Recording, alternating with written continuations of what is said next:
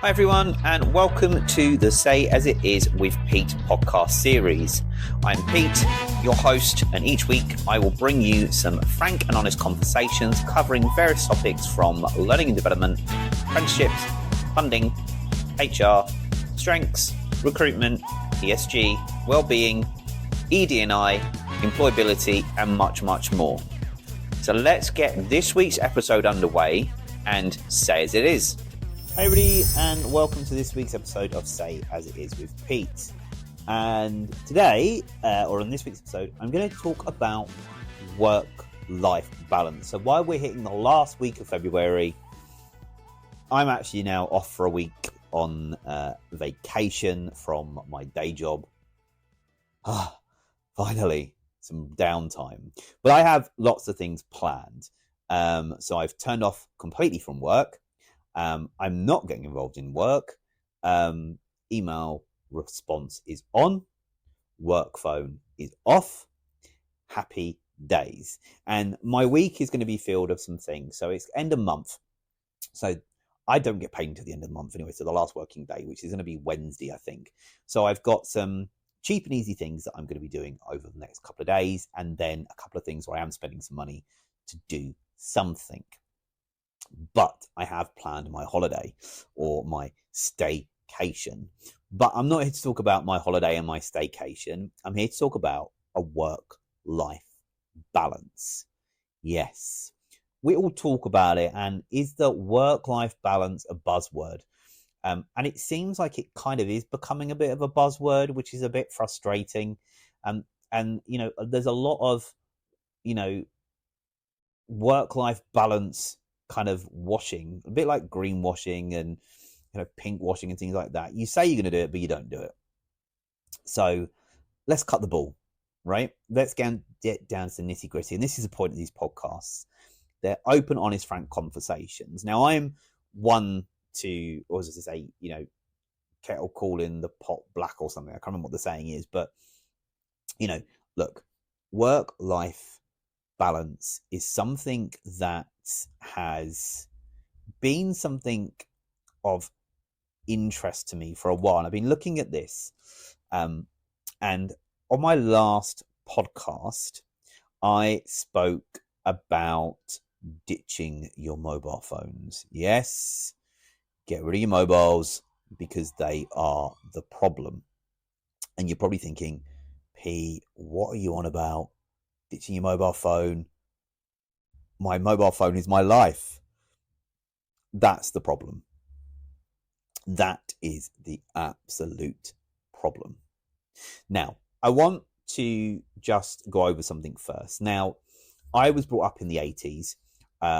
So I was brought up before mobile phones were a big thing, especially, the first phones that came out where you could actually, the phones that you could actually just call people from, and then they upgraded to where you could text people from, and then along came the smartphones, and they've evolved and developed over the years. And when laptops and computers were becoming a thing, and I've gone through all of that and seen that transition over the 40 years I've been alive. But there are some good things to the old days, there's some good things to the current days, and there's some bad things as well. So I just want to give you a timeline, because I think this work-life balance, and I want to just say this because there's been such a change in the landscape of technology. So when we're looking at, the how long the smartphones or technology have been around. So for example, I want to give you a bit of a timeline and a bit of a history to start this off.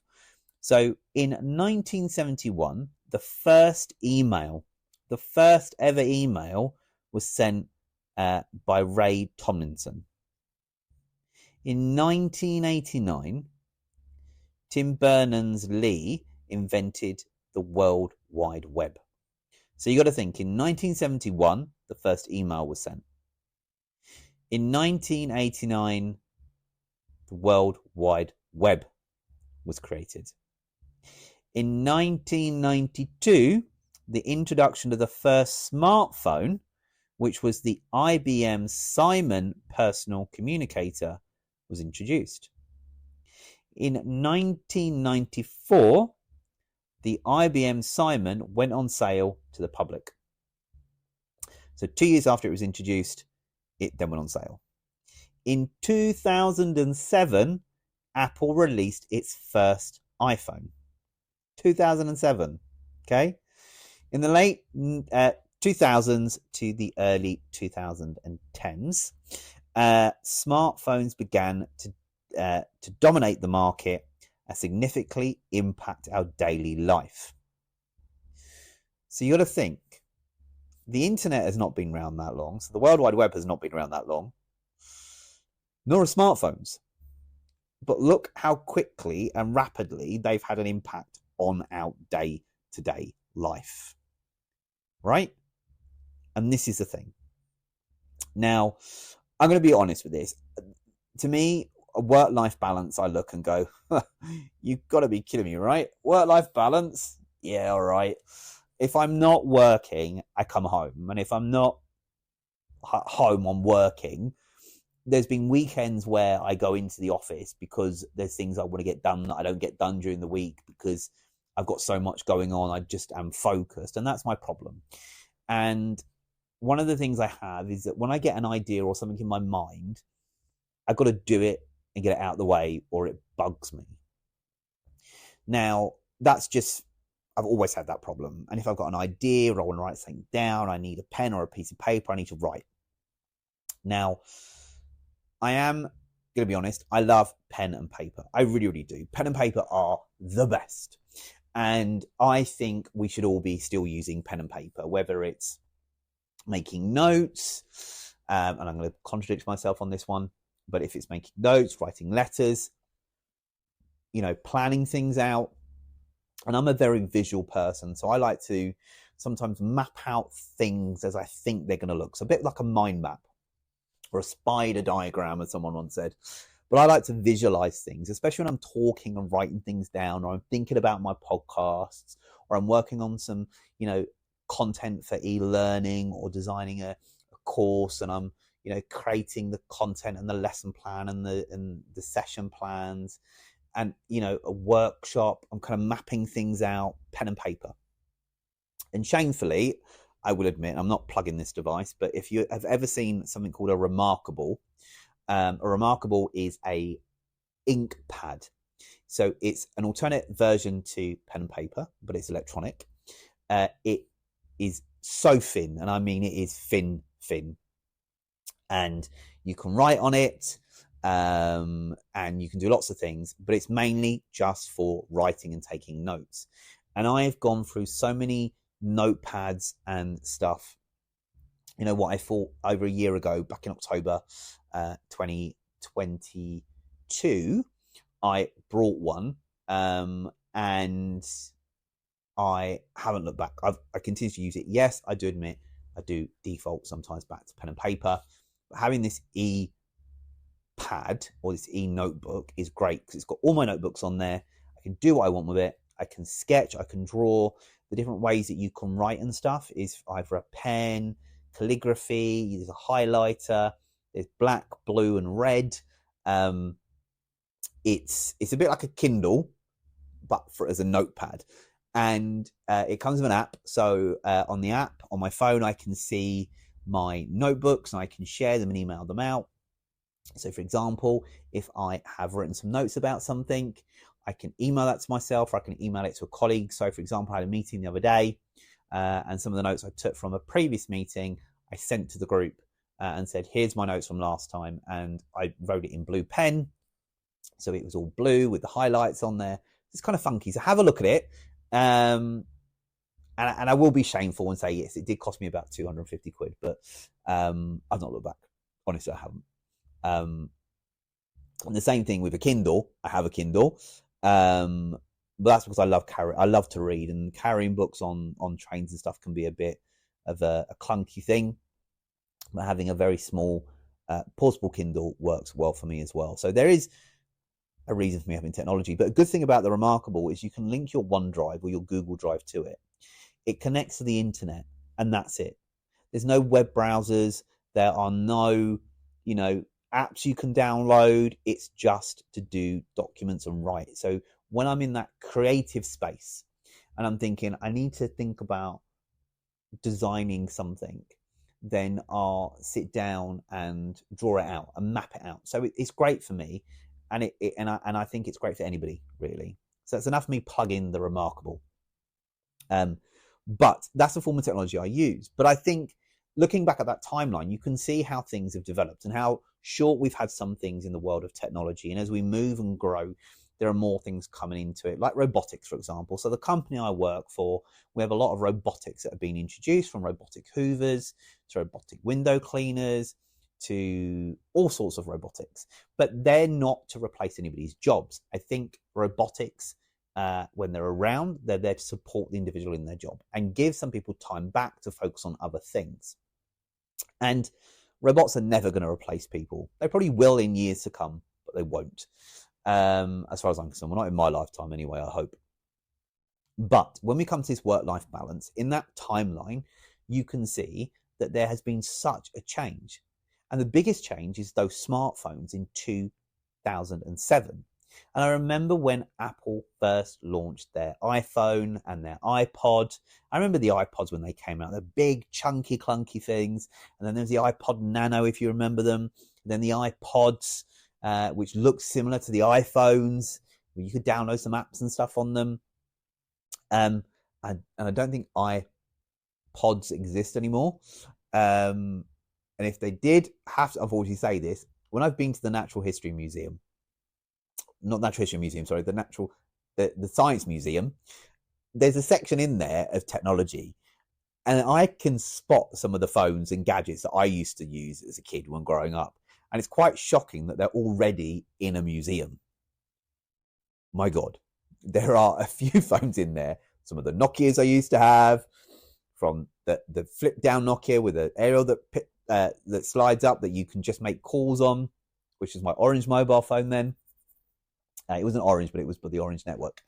And then when it was O2 and BT and, one-to-one, the old phone networks, I see it and I go, oh my God. And I laughed with a friend of mine. A friend of mine came down from Scotland, and we went to the Science Museum, and they were in there, and I was like, oh my God, I feel old because I can see things that I used to use. How bad is that when there's stuff that you used to use in a museum? Even typewriters. Oh my God. Anyway, I think in the simpler days, technology was great. But you realize how far it's come, because now your smartphone is everything. You have all the apps on there. You're from productivity to communication to utilities to social apps like Instagram, X, which is formerly Twitter, Facebook, everything. Your phone can take amazing pictures, so both photos and video. So who needs a camcorder? Anybody remember the JVC and Sony camcorders with the flip out screens? Loved them. And the tapes and rewind them. Absolutely loved it. Cameras, you don't need a camera now. You've got your smartphone. Your smartphone is so smart, it's unreal. And most people's lives are on their phone. So when you lose your phone, you lose your life, right? Not literally, but part of your world has gone, because everything is on there, from paying for things now to sharing contacts to everything, to voice calls, video emails, everything is on there. And everybody relies on their phone. And one device to have so much on it is unbelievable. Like even TVs now, for example. TVs are smart TVs, right? You've got all these apps, you can do things with them. Some recognize your face. You've got, Facebook brought out one of their cameras. It could follow you around the room. They're just so much. It's just unbelievable. You've got smart speakers. So you've got the Google, you've got the Amazon one, you've got the Apple one. It's countless.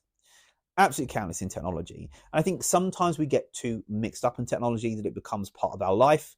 But I think sometimes we have to break it up and break the technology. Hence why I'm talking about taking your mobile phone and breaking that relationship. Oh yes, stop using your mobile phones. Stop it. There's one thing you do this year, it's stop using your mobile phone. As weird as that sounds. And yes, there's that little pause. Stop using your phone. You're probably going to kill me, but it's totally okay. But what I mean by that is a lot of companies will not give you a mobile phone, for example. So, cut down on costs and things. They probably would give you a mobile phone, or they would give you an app for your phone. So, for example, the company I work for, we use an app called 8x8, and that's downloadable on our work mobiles or our personal phones. And that, once we're logged in, we can access the phone system to make work calls, set when we take calls. So, for example, I can set it so that I'm available Monday to Friday from 8 till 6 to take calls. And it will come through. I can set it to do not disturb. I can log on to my computer at work and via the app on the desktop version, and I can make calls. I can basically operate like a switchboard. So it's perfect because I can transfer calls internally, externally. I can do whatever I need to do on that app, and that's great.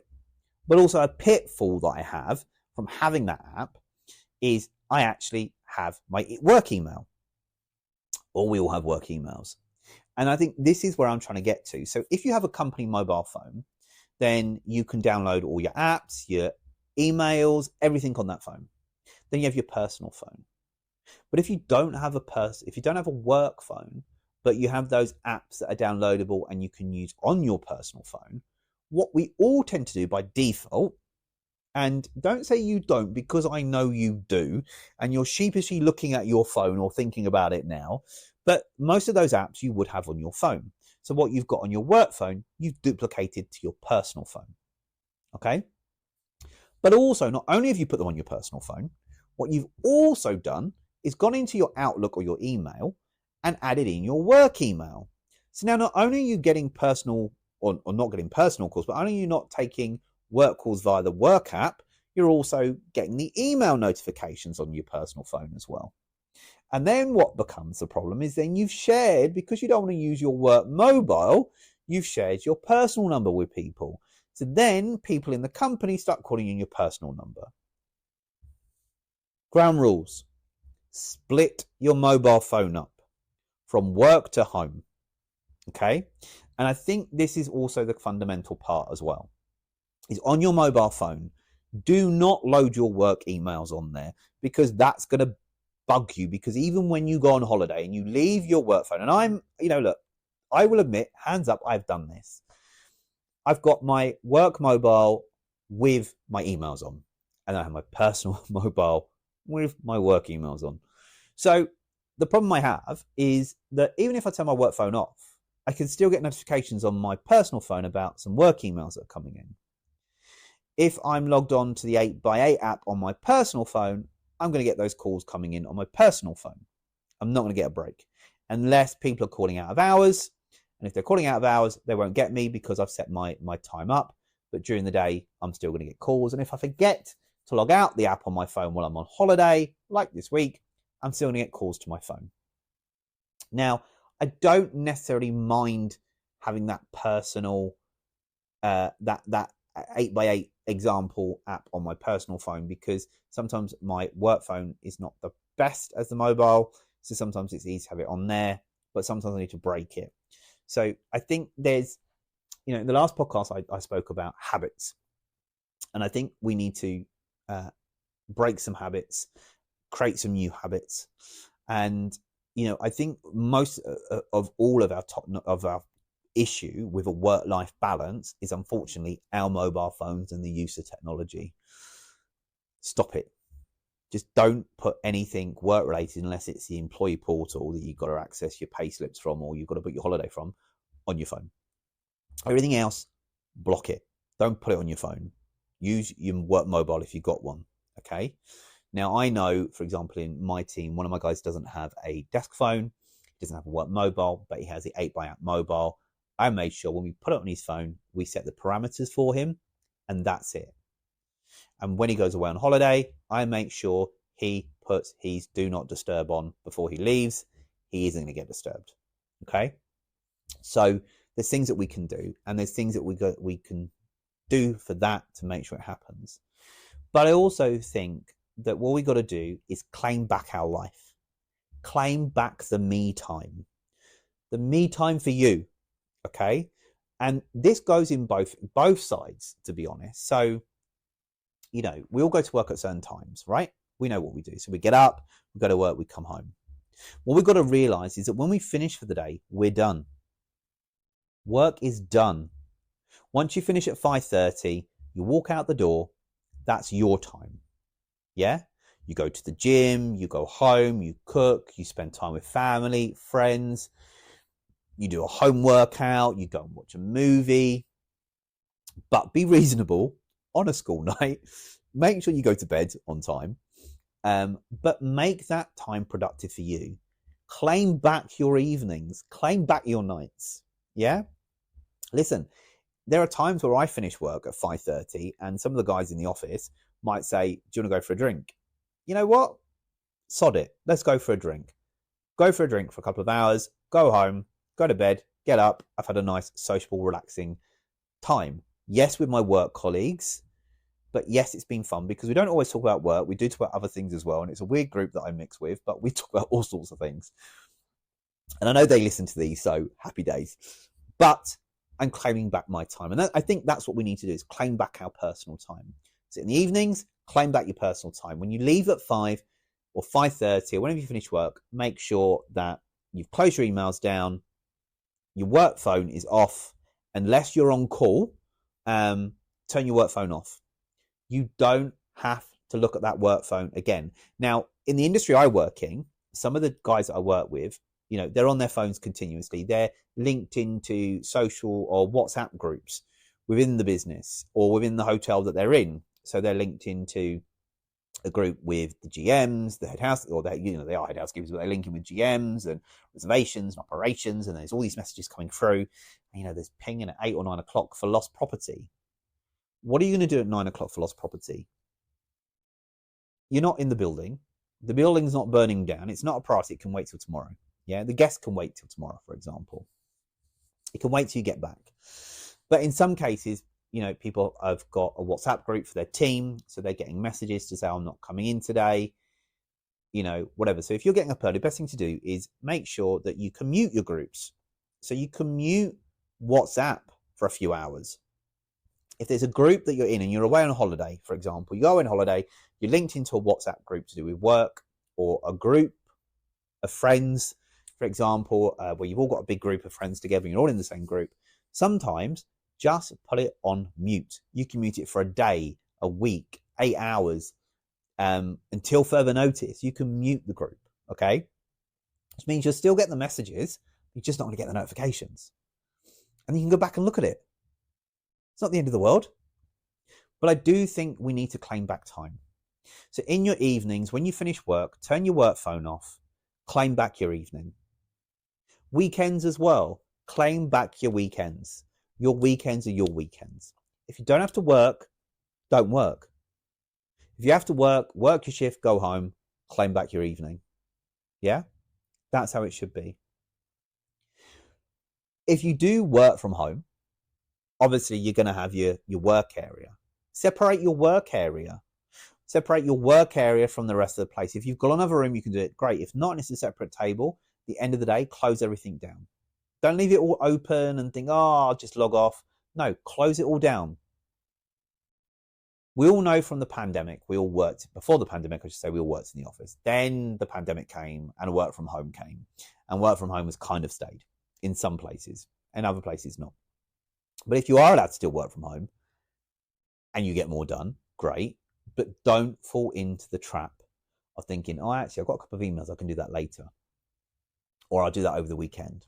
I've got time. No, your weekend is yours. Claim it back, do something, go out, create yourself a weekend routine, create yourself a habit or something to achieve. I live in London and I get kicked in the arse this all the time. I've got museums, I've got galleries, I've got things that I could do a weekend, but I don't do them because I focus my time on some basic things that I do out of automatic habit and a routine. And the rest of the time that I should be more productive in my own personal life, I tend to sway a bit more to work. So I have to cut that. So I make sure that I don't take my work laptop home on a weekend, because unless I'm having to take it because I'm going somewhere else on the Monday rather than being in the office, then I'll take it with me. Apart from that, it stays in the office. So there's things that you need to do, but claim that time back.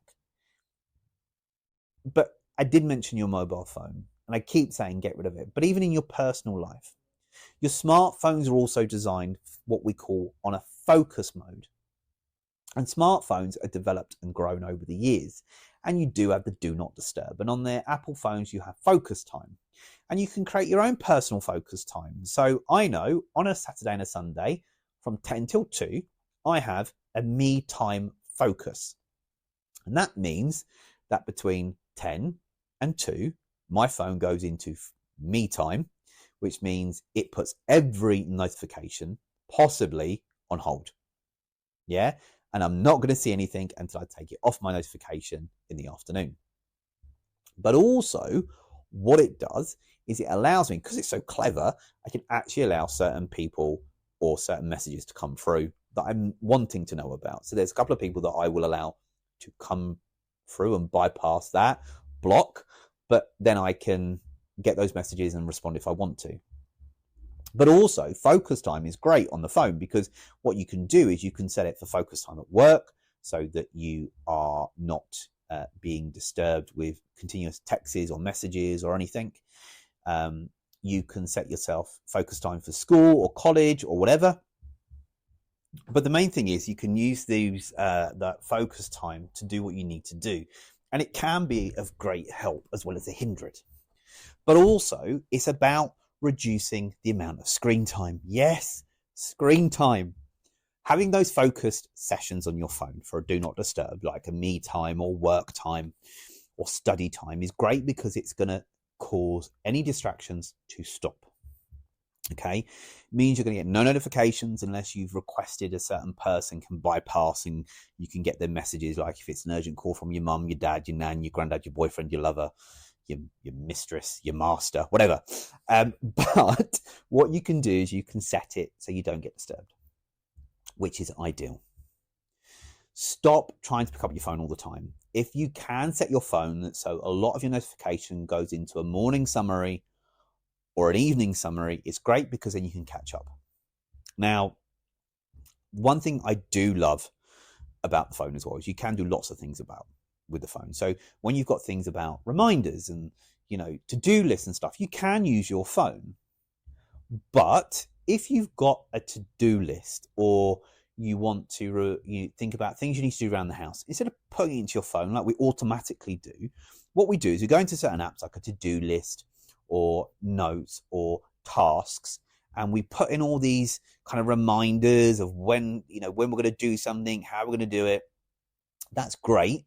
But then what you'll get continuous reminders, notifications. You're going to get bored, you get annoyed at them, you're going to stick them on snooze, or you're going to go delete or completed, but you're never going to do it. Yeah. So there is a bonus and advantage for having those kind of apps, because they're going to remind you. So when I need to take my medication, I get an alarm all the time to say medication at this time. So that helps me. But, and that really does help me. So that's an advantage. But what you got to think about is, if you've got things you want to do, you might get like a chalkboard or a whiteboard, and you can get magnetic ones you can stick on your fridge, or you put one on the wall at home, and you can write down things you need to do and tick them off. That's more satisfying and rewarding than having an app flash up a notification that you've got something to do. Now, most people, especially Gen Z and Gen Alpha, have been brought up with the sole use of technology. And they're not used to pen and paper. They're not used to going back to the old days, back in the 80s and 90s, where you had to write things down. You could write on whiteboards and chalkboards. You would have a A5 or A4 week by week or day by day diary that you used to write in, or a journal. Those days are gone. It's all on the phone. But claim back everything that you used to, because it's great having a smartphone, but it's also great going back to the old way of doing things. And if we can stop printing things as well. So a bit of ESG, save the environment. Do we have to print? Yes or no? No, we don't. But I like to write things. So, although I like to write things and use some apps to do that, for example, the E or the Remarkable, which is great, I also love to write things down. So, for example, I've got 3 of my best recipes: banana bread, bread pudding, and there's another one on there, and I can't remember what it is, that sits on my fridge, handwritten on there, so I can always look at it. My yearly calendar, I print out and stick on the fridge. Yeah? And I mark off the days. Yeah, I know, old-fashioned. But I also have an app called Countdown, and it's an event countdown where I put all my events in, set them for yearly reminders, for birthdays, Christmas, certain celebrations and events that I want to recap on, and I can view, past events, repetitive events, whatever. I can set that all up. Great.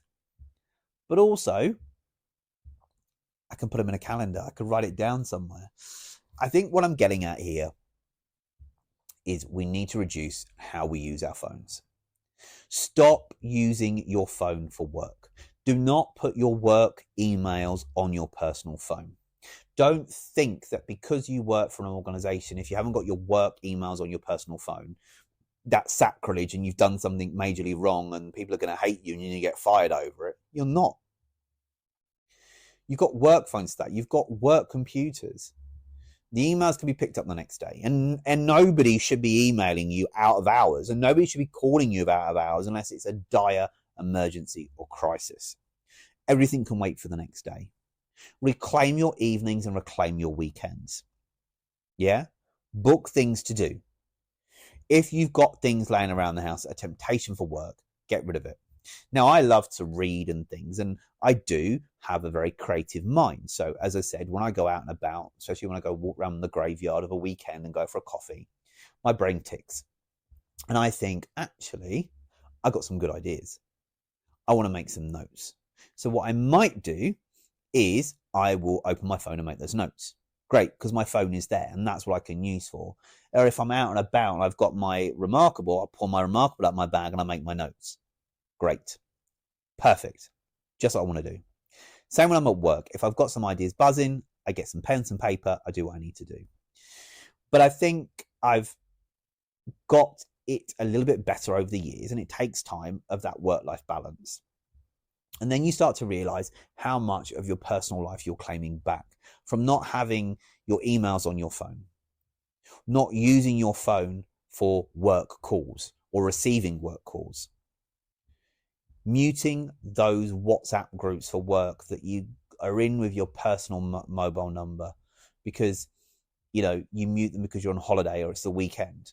But a lot of those groups are work related, so they're on my work phone. Perfect. And don't get me wrong, I know it's on the Samsung at the moment, and I'm not sure when it's coming to the Apple version of WhatsApp, but I know WhatsApp on Samsungs, or Androids, allow you to have 2 WhatsApp numbers. So you can switch between the 2. One could be work, one could be home or personal. So there is that feature. But again, you're slipping into that work-life balance breach. And what I mean by that is that the 2 are overlapping, and where you should have that split, you're now not having that split. So try and keep things separate. Absolutely separate. Now, when you start claiming that time back, you then start to realize how much more time you have in the evening to do things and how much you're enjoying your evenings a lot better because you've disconnected. Your weekends become more enjoyable because there's nothing around to distract you about work. Although sometimes I do get distracted because there's things I want to do. But if you don't have those distractions, like your work laptop sitting there looking at you saying, come and use me, just one more email, you want it, just one more email, one more document you can create. That document you didn't finish Friday, come on, you want to finish it right now, come on. No, you get paid for the hours worked. And this is as basic as it is. You've got to think about this. You're paid Monday to Friday, 9 till 5:30. Whether you do 37.5 hours to 40 hours a week, that's it. After that time, it's your time, your downtime, your personal time. It's you time. Whether you're using that you time to do things personally or whether you're using it to spend time with friends or family. Your choice. Do what you want with your time. Make it count. You get one go in life. And there are times I regret I could have done things and I haven't done. And it's things that I know I should be doing. I need to pull my sorry ass up to get it done. But we've all got one go at this from what we know. So claim back that time, break the difference. And we all talk about, as I say, we all talk about work-life balance. But the biggest issue I see within the work-life balance is our mobile phones. We are tied to them. I remember Facebook, when you used to have to log on to the computer to access Facebook. And you could poke people as well. I remember that, but I got rid of poke because people complained about it too much. But you could go onto Facebook by logging onto your computer with those great big screens before they even got flatter. The big keyboards, clunky mouses. Loved it. But then everything transgressioned into apps. So everything's on the app. But please, claim back your time. Just remember these simple things. Try and avoid all your work-related stuff. Remove it from your personal phone and just keep it on your work phone. Because if you're duplicating what you've got on your work phone to your personal phone, like I do, what's the point of a work phone? What's the point of having that? You might as well return that back with a phone number and say, I'm just going to use my 8x8 number. They can just call me on that because everything's on my personal phone. But I don't want that. So all of my work apps are removed from my personal phone. My work email is no longer on my personal phone. It's on my work phone. If I didn't have a work phone, then that's fine. I would just respond to my calls and my emails when I'm at work. And then after that, I'm done. Simple, right? All we need to do. And I think there's a time, especially within the way we evolve within the work environment as well. Everybody should be available 24/7. No. Back in the 80s and 90s, in the early 20s or 2000s, I should say, you would work, you'd go home.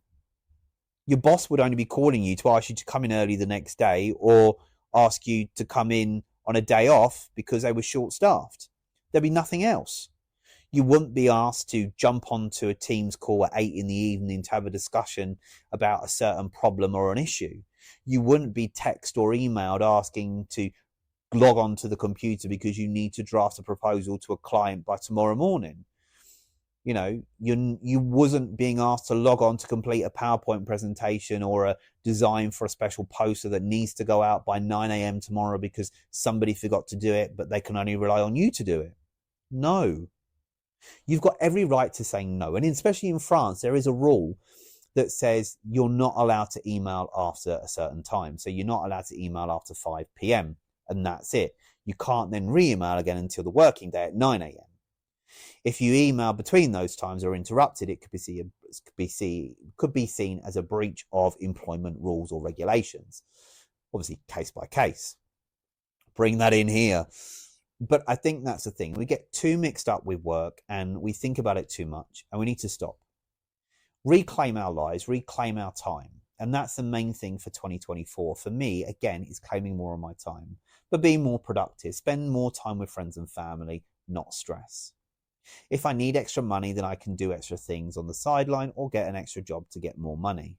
Or I could go and ask for a bonus or a pay rise. Actually, not a bonus, but a pay rise. And that would be an interesting thing because I'm sure I would get, I kind of know the answer I'd get on that one, but that's another story. Anyway, enough of that. But I think we need to claim it back.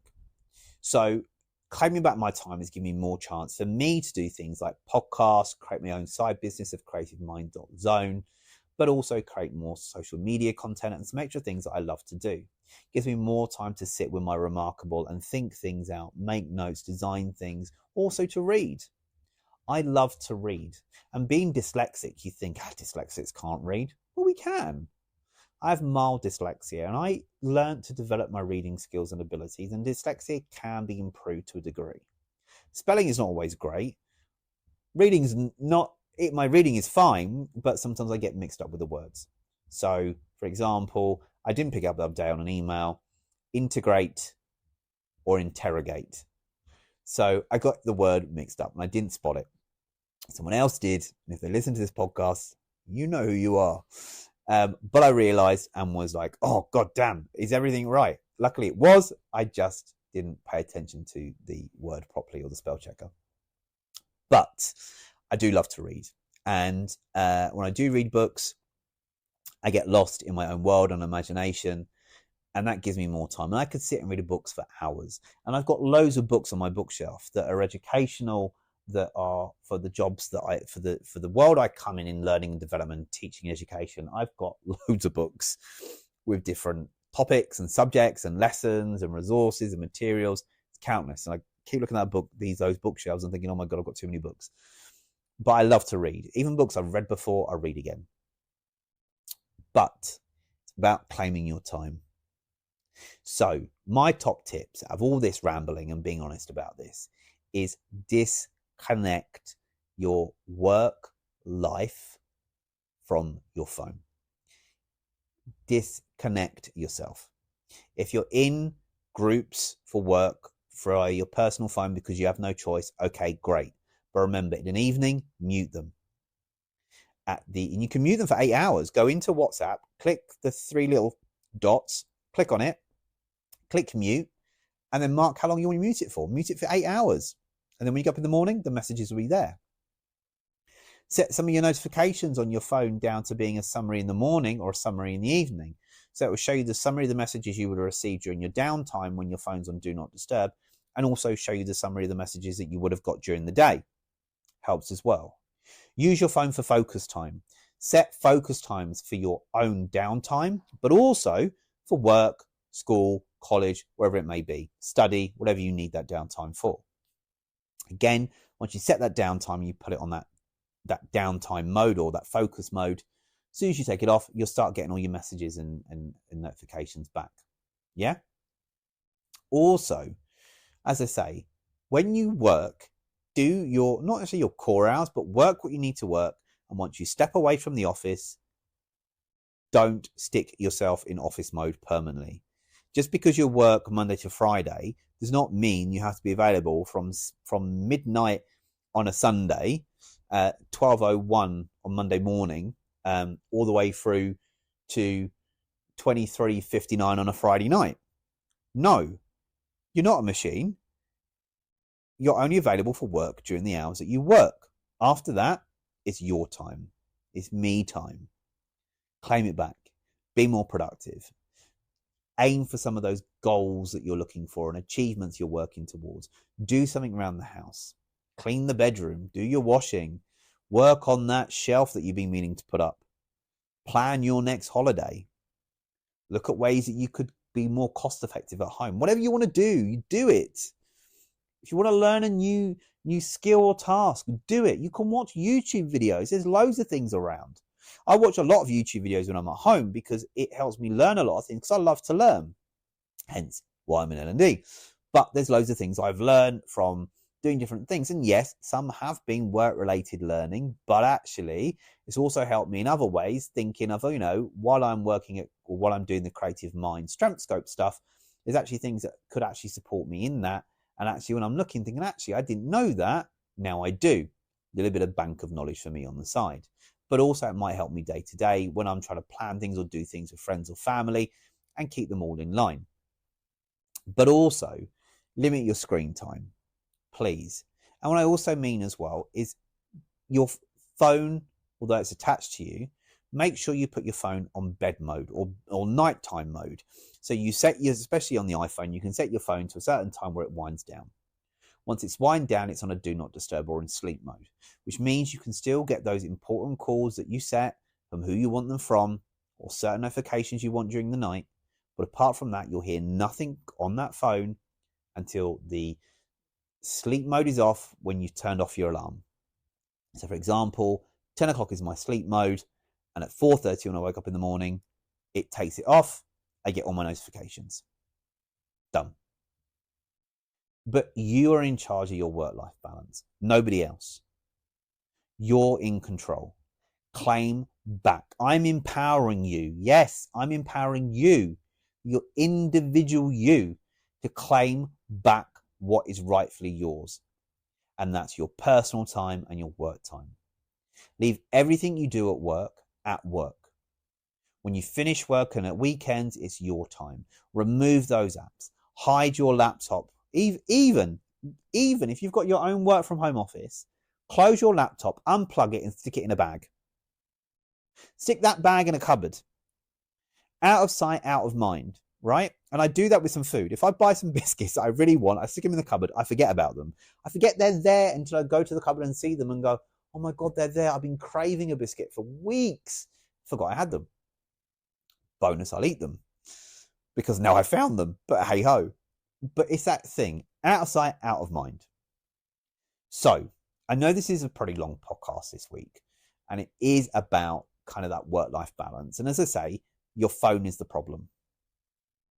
You can see from the timeline at the beginning of this, all the way from 1971 when the first email was sent to 1998 when the internet was created, or the World Wide Web, to 2007 when smartphones became the bane of our lives and had a heavy impact on our day-to-day. Some people can't go without their smartphones attached to them. Over the years, I've learned to decrease my usage and only use it when I need to. And yes, there are some times where I'm up until 2, 3 in the morning scrolling through Instagram. Yes, bad habits. But everybody's life seems to revolve around the phone. When I was growing up, it didn't revolve around the phone. It involved in going out, doing things, writing, drawing, taking in the sights and sounds of what's around us. And I think that's what we forget in life. When you walk around your city, whether you're in London, New York, Australia, Poland, Romania, wherever you are, UK or abroad, we all tend to walk with our heads down. Well, you know what? Walk with your head up. Look up. There's things going on above you that you haven't seen or you've missed or you didn't realize were there. One of the things I've recently got to do is when I normally go out, I stick my headphones on and I'm listening to my clubbing music everywhere I go. But on some occasions, I take some earplugs. Yes, earplugs. I stick the earplugs in instead of headphones and go for a walk.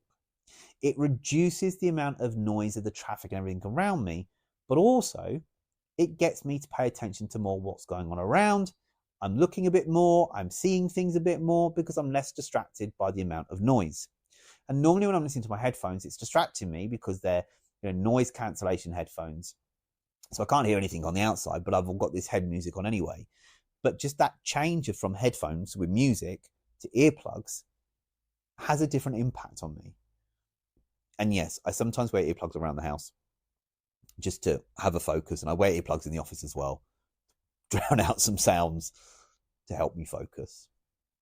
But I think if you're going to figure out your work-life balance for 2024, it's making those small adjustments. As I've said, removing those apps from your personal phone that affect you with work. Don't duplicate your work phone to your personal phone. Mute yourself from certain groups or messaging sessions where you feel that you just want a break. Yes, we all have a social media blackout, but also have a phone blackout. Set focus modes on your phone so they automatically come up at certain times. Also on smartphones, if you didn't know, especially with Apple, you can actually limit your screen time by the amount of time you spend on an app. So for example, if you're always on Instagram, you can limit your time on Instagram to only 4, 5 or 8 hours or whatever you want.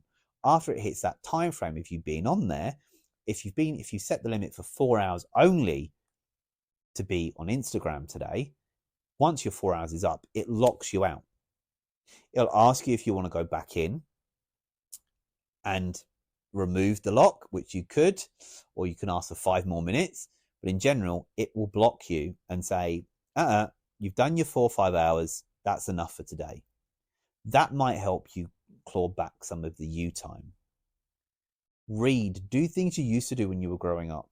Enjoy the environment around you. Remember, when you finish work, it's your time. At weekends, it's your time.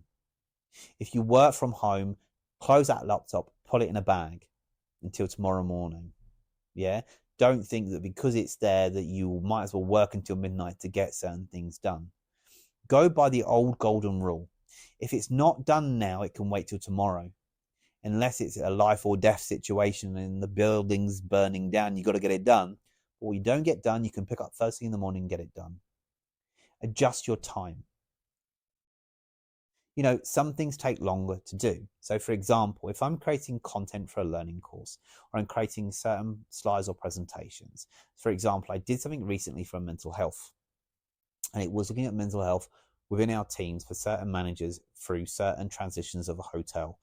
And the way it goes from one side of the hotel into the next hotel, and the issues and impacts of mental health and well-being on our staff. To create the slides that I wanted to do and get the information, it took me over a day to create that. Yes, a day. Seems a lot. You think, a couple of PowerPoint presentations, nice and easy. No, it didn't. For the content and what I wanted and for the impact I needed it to have, it took a day to create. Some of the learning courses I create can take up to a week to create.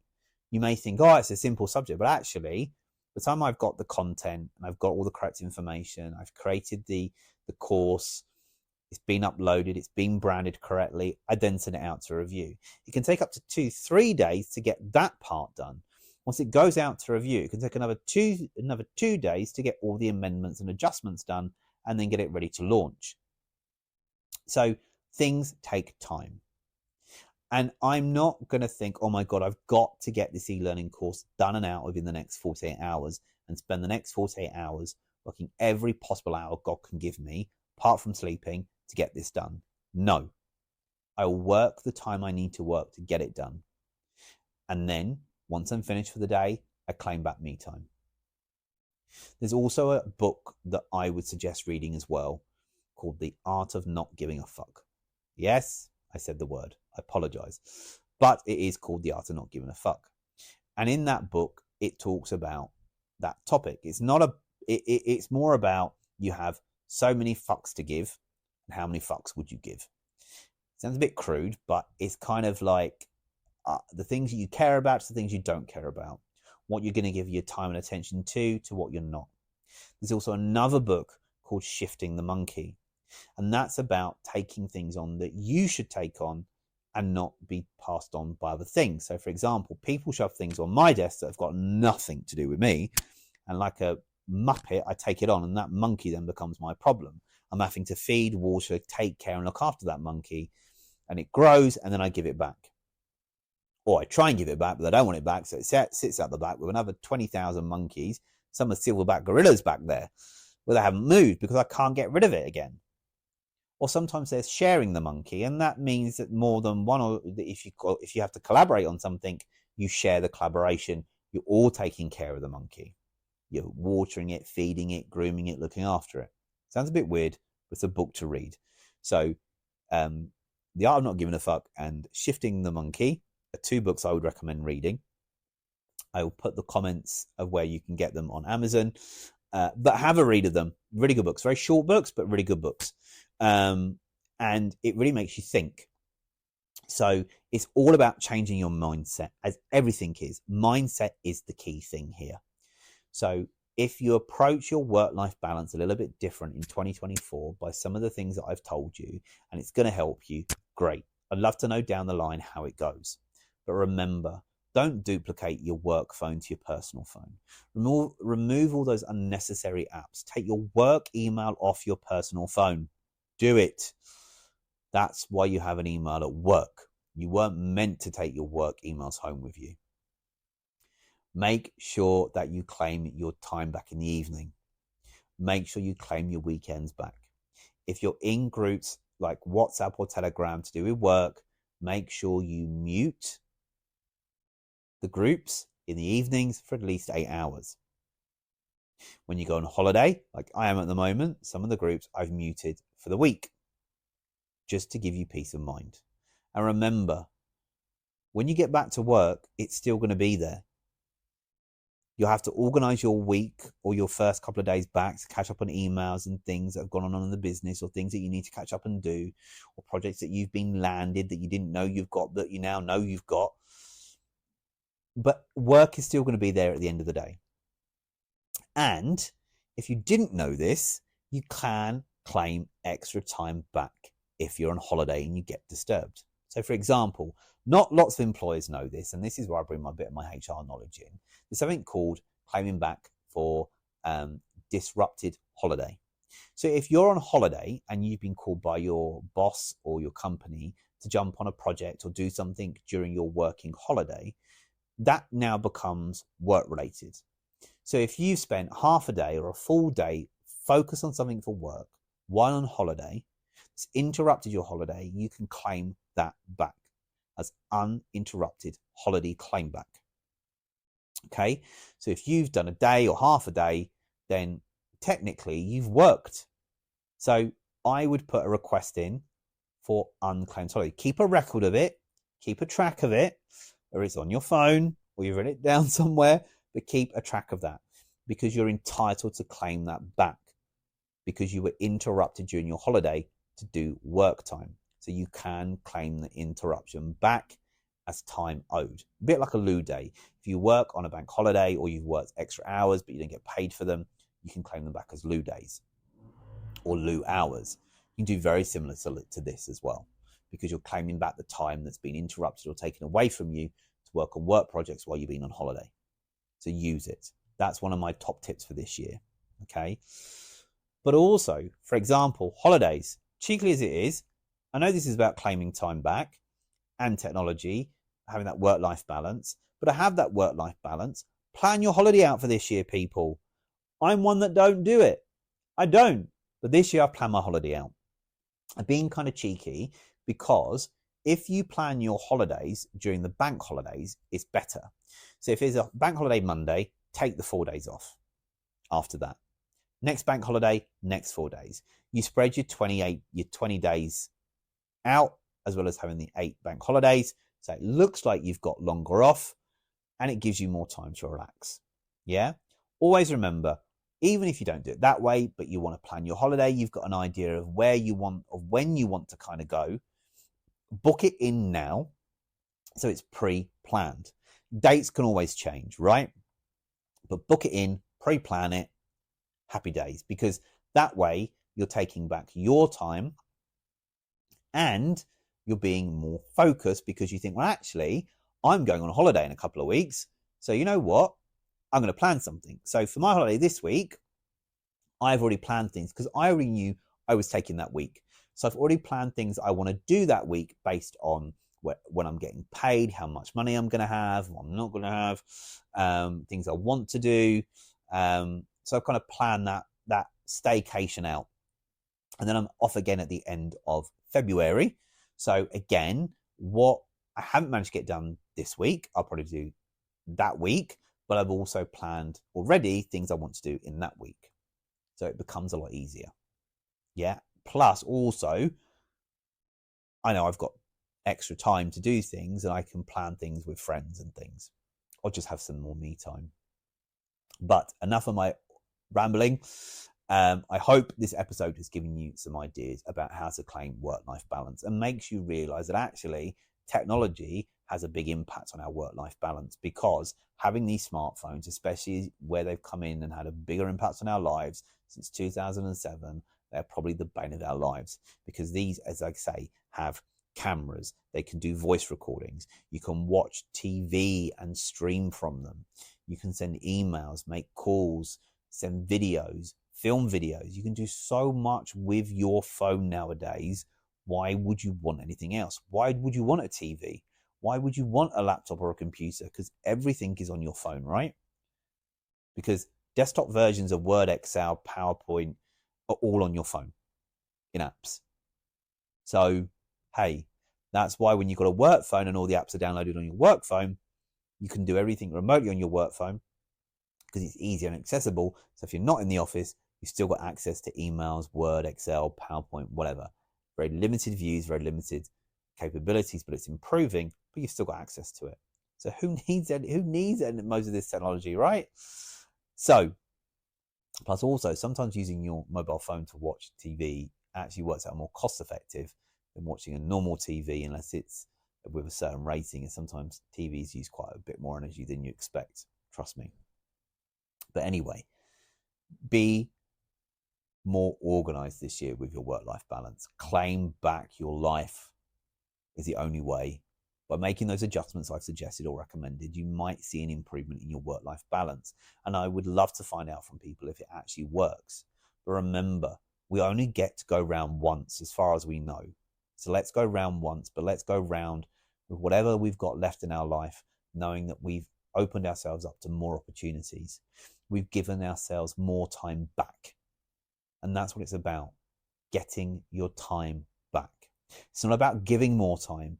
It's about claiming that time back. So again, I hope you found this podcast of use about how the wonders of technology has had a very interesting impact, both positive and detrimental, in our lives. But I hope you found it useful. Remember, you can always go back and listen to this podcast and any other podcasts or bonus episodes in the Say As It Is with Pete series via rss.com, Apple Podcasts, Spotify Podcasts, Amazon Music, Samsung Podcasts, wherever you get your podcasts from. Keep listening, keep subscribing. You can also follow the Say As It Is Facebook channel, where these are also uploaded as well. And remember, if you ever want to get involved in any future episodes of podcasts, or you have a topic you want to talk about, I'm more than happy to jump on to a podcast with you. Just drop me a line and we can pick that up through my DMs via LinkedIn or via Pete at creativemind.zone. So yes, again, thanks for listening. Enjoy your week and listen out for a few more bonus episodes.